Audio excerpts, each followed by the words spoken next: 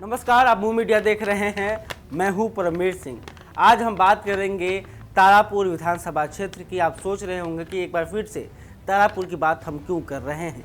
तारापुर विधानसभा क्षेत्र के जदयू के जो उम्मीदवार हैं, अब उनको लेकर लगातार सवाल उठ रहे हैं। सवाल अब नीतीश कुमार और ललन सिंह के पास भी पहुंच गया है, क्योंकि लोग सीधे सीधे नीतीश कुमार और ललन सिंह से ये सवाल पूछ रहे हैं कि जो पार्टी और जो मुख्यमंत्री सुशासन की बात करते हैं, कहते हैं कि हम अपराध को बर्दाश्त नहीं करते, तो ऐसे में कैसे जदयू एक ऐसे व्यक्ति को टिकट दे देगी जिसके ऊपर कई गंभीर आरोप लगे हैं। जी हां, आप सही सुन रहे हैं। जदयू ने तारापुर से राजीव सिंह को अपना उम्मीदवार बनाया है। राजीव सिंह अपने क्षेत्र में काफ़ी कुख्यात हैं, लोग उनसे डरते भी हैं। क्यों डरते हैं? अगर किसी के ऊपर कई गंभीर आरोप लगे तो जाहिर सी बात है कि आम इंसान तो डरता ही है।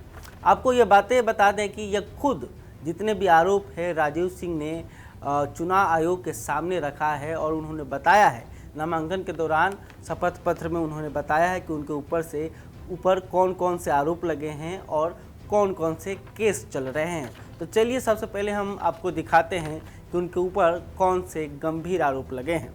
उनके ऊपर अवैध हथियार रखने का भी आरोप है, उनके ऊपर बम धमाके करने का भी आरोप है, उनके ऊपर हत्या करने की कोशिश का भी आरोप लगा है। तो चलिए पहले देखते हैं कि आखिर उन्होंने क्या कुछ चुनाव आयोग के सामने कबूल किया है और बताया है कि उनके ऊपर कौन कौन से केस चल रहे हैं। सबसे पहले 1994 में राजीव सिंह के ऊपर केस दर्ज किया गया है। केस तारापुर थाना में दर्ज हुआ है। उनके ऊपर धारा 147, 148, 149, 307, 427 समेत कई मामले दर्ज किए गए हैं।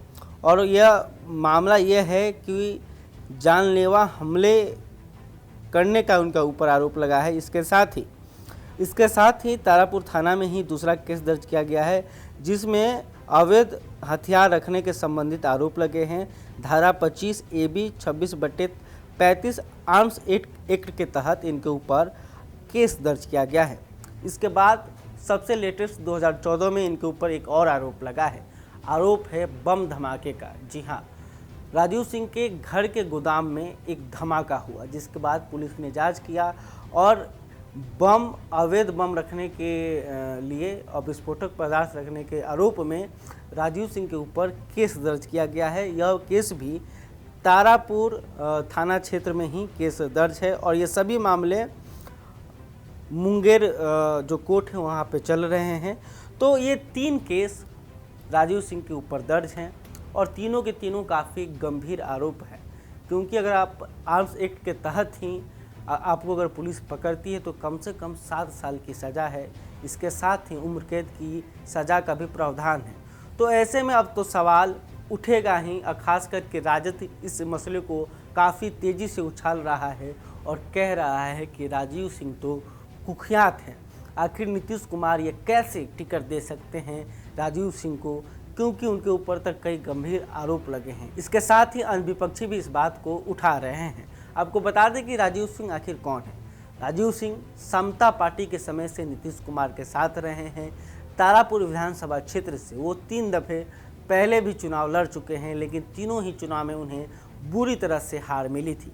हालांकि एक दफ़े वो शकुनी चौधरी से मात्र 500 वोट से हारे थे।